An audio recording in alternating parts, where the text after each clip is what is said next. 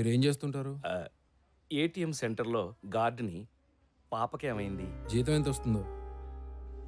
Cuttings అన్నీ పోను ఒక 5,000. పాపకేమైంది? డబ్బు సాయం చేసేవాళ్ళు ఎవరైనా ఉన్నారా? ఎవరూ లేరు. పాపకేమైంది? సారీ, పాపకేమైంది డాక్టర్? Acute myeloid leukaemia. అంటే ఇది ఒక రకమైన క్యాన్సర్. క్యాన్సరా? ఇంకా ప్రైమరీ స్టేజ్లోనే ఉంది కాబట్టి ట్రీట్మెంట్ చేయొచ్చు. కాకపోతే బోన్ మ్యారో ట్రాన్స్ప్లాంట్ చేయాలి, అది కూడా 1 year లోపు. ఇక్కడ సరైన సర్జన్ కూడా లేడు. స్పెషల్గా యూకే నుంచి పిలిపించాలి. ఇదంతా చాలా ఖర్చుతో కూడిన ప్రాసెస్. ఎంత అవుతుంది డాక్టర్? పోస్ట్ ఆపరేషన్ ఎక్స్పెన్సెస్తో కలిపి సుమారు 10 లక్షల దాకా అవుతుంది. సర్జరీకి ఇంకా టైం ఉంది కాబట్టి ఈలోగా మీరు ఆ ఏర్పాట్లు చేసుకోండి. ఏం చెయ్యలేని పరిస్థితి. నెలకి 5,000 సంపాదించే నేను 10 లక్షలు ఎక్కడి నుంచి తేవాలి? ఆలోచించడానికే భయంగా ఉంది.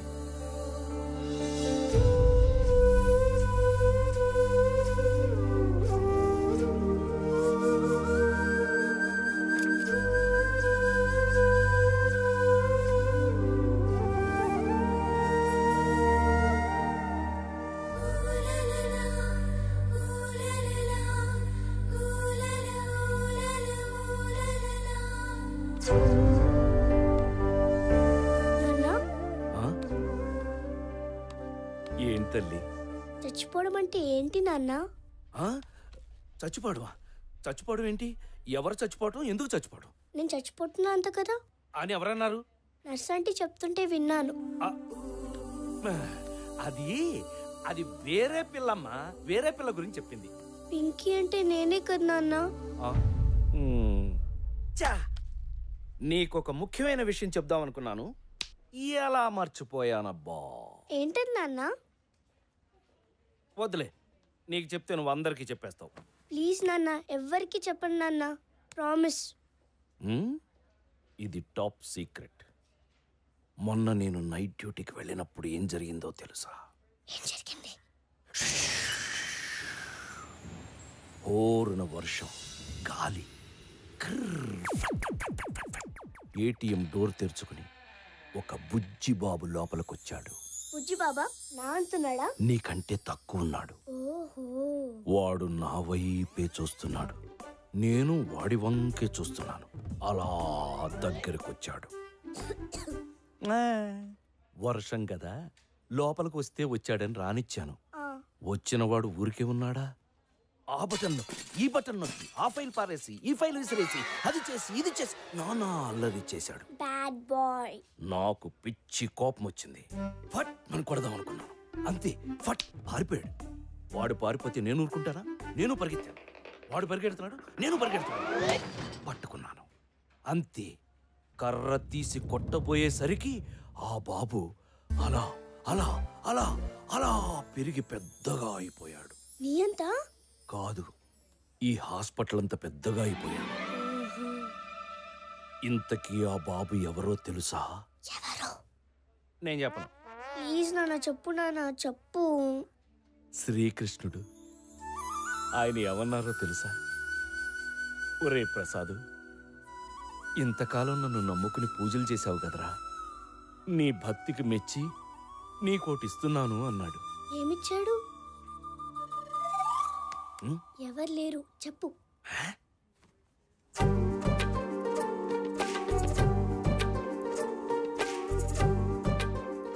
ఈ లాకెట్టిచ్చాడు.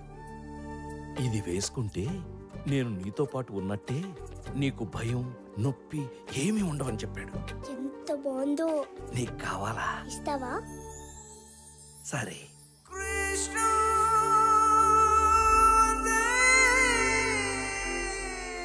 నాన్న ఇప్పుడు నాకేం కాదు కదా? ఏమీ కాదమ్మా, ఆ కృష్ణుడే నిన్ను కాపాడతాడు. సార్, పాపకి ఇంజెక్షన్ చేయాలి.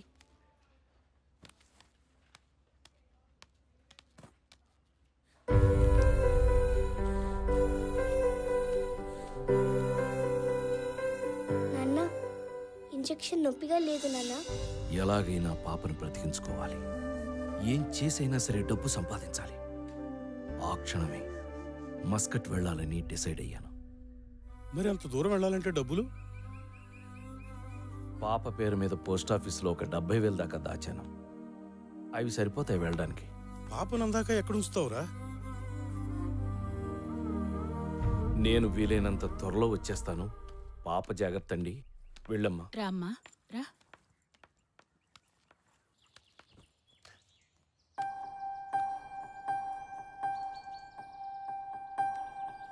నాన్న తల్లి, అమ్మా. నువ్వు భయపడుతున్నా, నేను బానే ఉంటాను. ఊరెళ్తున్నావు కదా, ఈ కృష్ణుని నీతోనే ఉంచుకో. నా బంగారు, నా తల్లి.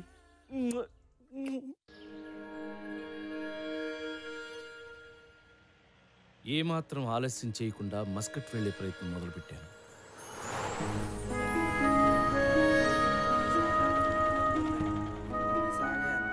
వైజాగ్ से फोन किया నువ్వేనా? అవునండి.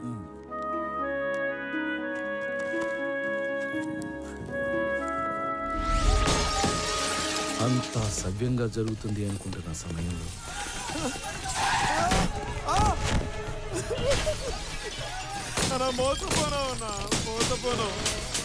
నేను ఒక అడుగు ముందుకేశాను అనుకునే లోపే నా దురదృష్టం 2 అడుగులు వెనక్కి లాగింది. వెనక్కి వెళ్ళడం తప్పితే నా దగ్గర ఇంకో దారి లేదు. జేబులో పైసా లేదు. చేసేదేమీ లేక దగ్గరలో ఉన్న స్టేషన్కి చేరుకున్నా.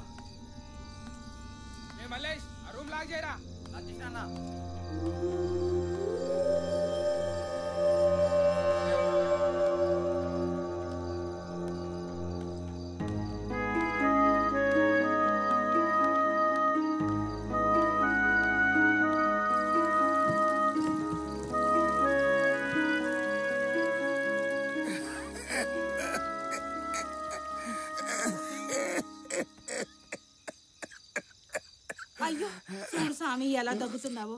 ఆ డొక్కలు చూడు ఎలా ఎండిపోన్నాయో. వద్దు స్వామి, ఆ పాడు గంజాయొద్దు. అది తాగి తాగి నా పెనుముడు చచ్చిపోన్నాడు.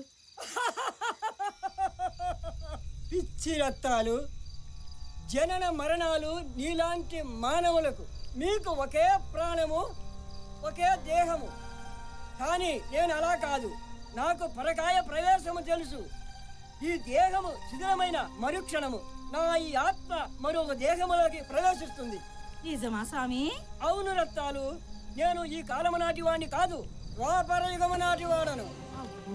శ్రీకృష్ణుడు, బలరాముడు, కుచేలుడు, వసంతుడు, నేను, మేమందరము ద్వారకలో గోవులు కాసుకుంటూ ఆనందంగా ఉండేవాళ్ళం. కొన్ని వేల దేహములు మార్చి ఇప్పుడు ఈ దేహములోకి చేరాను.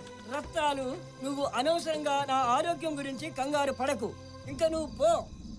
ఏటో స్వామి, గంజాయి మానమంటే మాకు అర్థం కాని కథలన్నీ చెప్తావు. సర్లే, ఇదిగో కనీసం ఇడ్లీ అన్నా తిను. వస్తాను. ఏటో పిచ్చి మాలకు.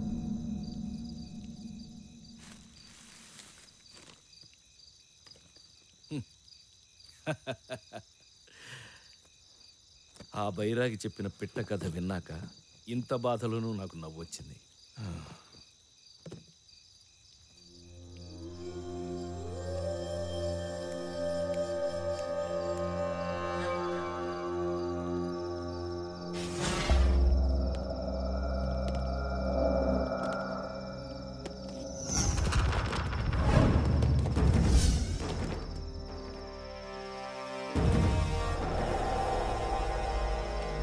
సార్, ఖచ్చితంగా వాడే sir.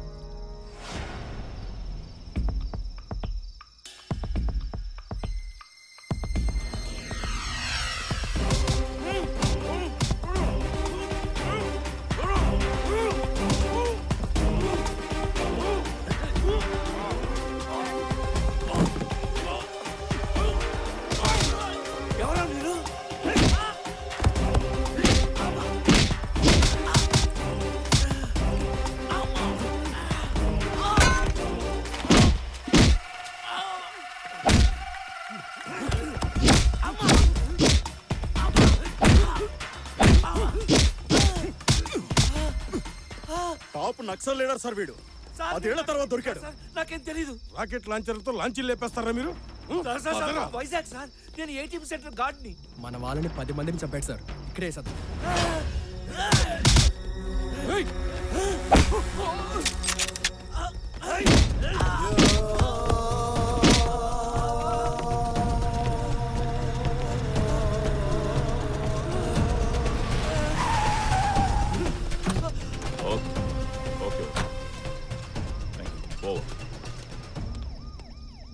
Sir wrong identity sir.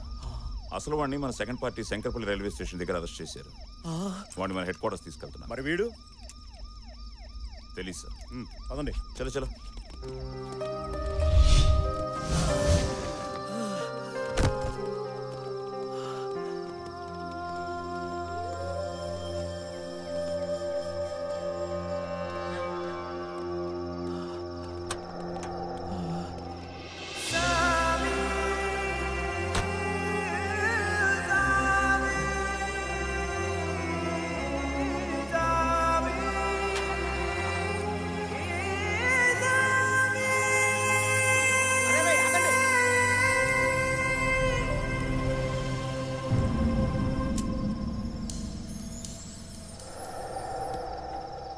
అసలేం జరుగుతుందో నాకు అర్థం కావట్లేదు. ఏ తప్పు చేయని నన్ను గుడ్డును బాదినట్టు బాదారు. కానీ పోలీసుల ముందే పబ్లిక్గా గంజాయి తాగుతున్న ఆ బైరగ్గాడికి మాత్రం అందరూ దండాలు పెట్టి డబ్బులు వేసి మరీ వెళ్ళారు.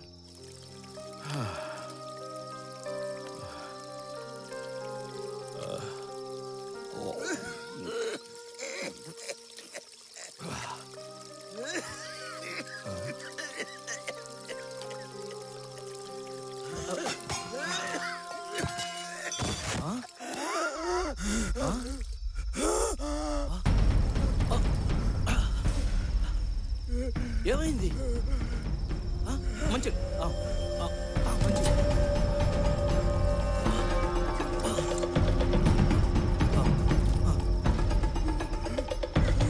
ఇదిగో మంచి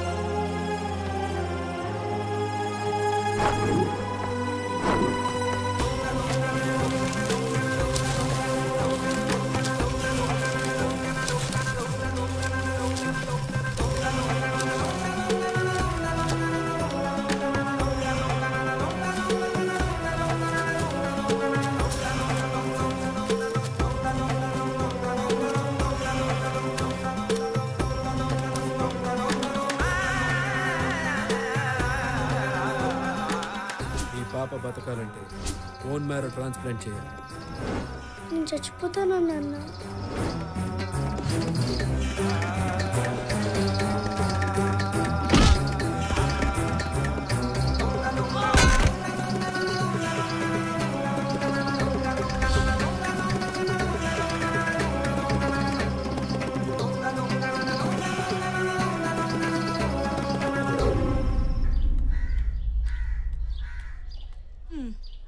ఈ సామకుడు ఎన్నిసార్లు చెప్పినా ఇంతే మాట ఎండు. పట్టపగల గంజా తెగ పడిపోయినావా? స్వామి లేగు, స్వామి లేగు. స్వామి అయ్యో అయ్యో అయ్యో, ఎంత పని అయిపోతుంది. స్వామి చచ్చిపోన్నాడు. స్వామి రత్తాలు రత్తాలు పిచ్చి రత్తాలు. నేను చచ్చిపోలేదు రత్తాలు. నీకు రాత్రే చెప్పాను నాకు పరకాయ ప్రవేశం తెలుసు అని. ఆ దేహం తుచ్చమైపోయింది, అందుకే ఈ దేహంలోకి ప్రవేశించాను.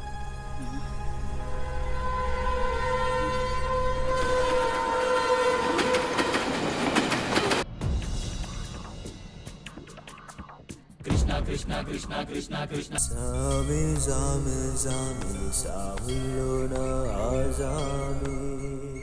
పరిస్థితుల ప్రభావం వల్ల మనుషులు రాక్షసులుగా మారతారని విన్నాను. కానీ అదేంటో నేను మాత్రం చిత్రంగా దేవుణ్ణయ్యాను. ఒకరిద్దరికి కాదు, కొన్ని వేల మందికి. దానికి ప్రతిఫలంగా వాళ్ళిచ్చింది 8.5 లక్షలు.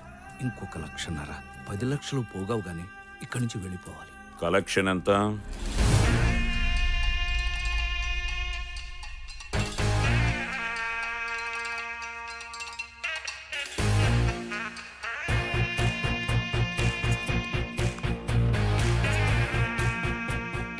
తిరుపతి హుండీ రేంజ్ లో ఉందయ్యా నీ కలెక్షన్.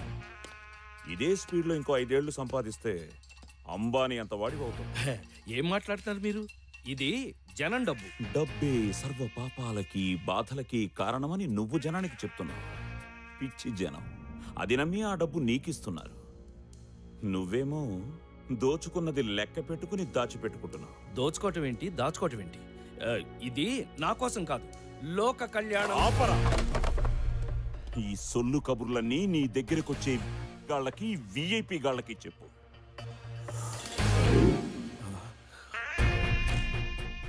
నువ్వేమిటో, నీ కహానీ ఏమిటో మొత్తం నాకు తెలుసు. 724 bullet proof jacket sir. Okay, టైంకి వచ్చావా? లేకపోతే ఆడెవడో అన్యాయంగా చచ్చేవాడు. చస్తే ఎవడికంట? మీది ఇంకో మ్యాగజైన్.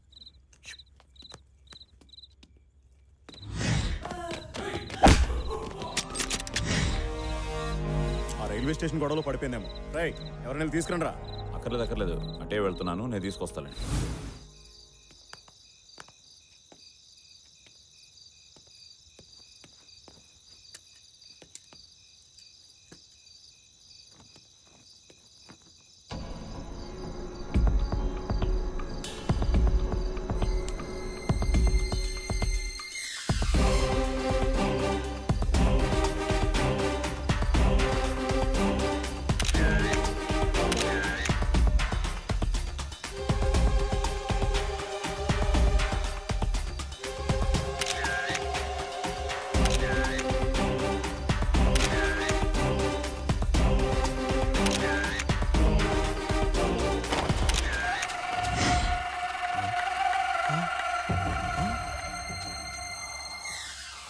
రోజే నిన్ను లేపేద్దామనుకున్నాను, కానీ ఎక్కడో 6th సెన్స్ కొట్టింది.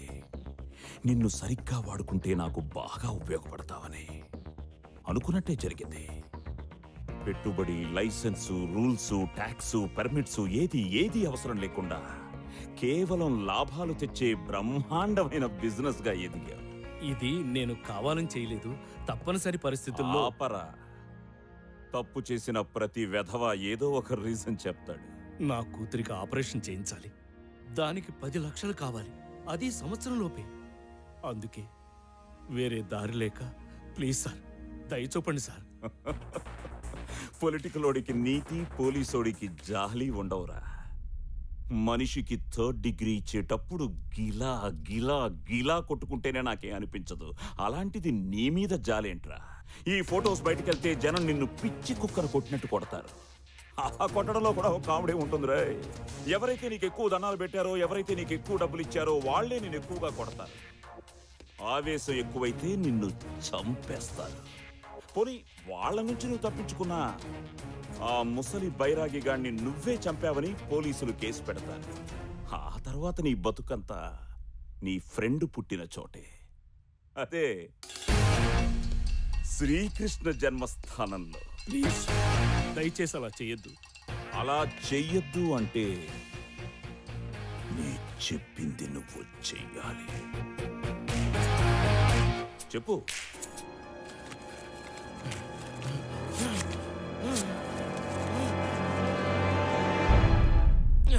ఇప్పుడేం చేస్తావు? ఒక నెగటివ్ తో ఎన్ని ప్రింట్లైనా తీయొచ్చని తెలియని నువ్వు దేవుడెలా అయ్యావురా? నా దగ్గర ఈ జాదు వేషం. నీకో విషయం చెప్పనా? ఏం పీక్కున్నా నువ్వు ఆ నెగటివ్స్ ని సంపాదించాలి. Task force office evidence room లో ఉంచాను. High security zone. 10 జన్మలెత్తినా నువ్వు ఆ దరిదాపుల్లో కూడా వెళ్ళలేదు. సార్, ఈ డబ్బు లేకపోతే నా కూతురు నాకు దక్కదు. తను లేకపోతే నా జీవితమే వ్యర్థం. అందుకే నన్ను ఇక్కడే చంపే. అందరూ నీ చేతులు పట్టుకుంటుంటే నువ్వు నా చేతులు పట్టుకున్నావు. సరే, ఓ డీల్ కొద్దాం. నీ కూతురు ఆపరేషన్ టైంకి నిన్ను వదిలేస్తాను. అప్పటి వరకు నువ్వు సంపాదించిన దాంట్లో నీకు 10 లక్షలు ఇస్తాను. మిగిలింది నాకు.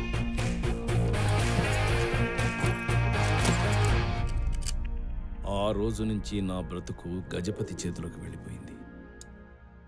నేను కేవలం తోలుబొమ్మను, ఆడించేది మాత్రం వాడు. ఏంటి కలెక్షన్స్ తగ్గుతున్నాయి అంటే అది మన బిజినెస్ కి భయం, నమ్మకం, ఈ రెండే పెట్టుబడి. గ్రహస్థితి, జాతకం, స్వర్గం, నరకం అంటూ ఏదో ఒకటి చెప్పి భయపెట్టు.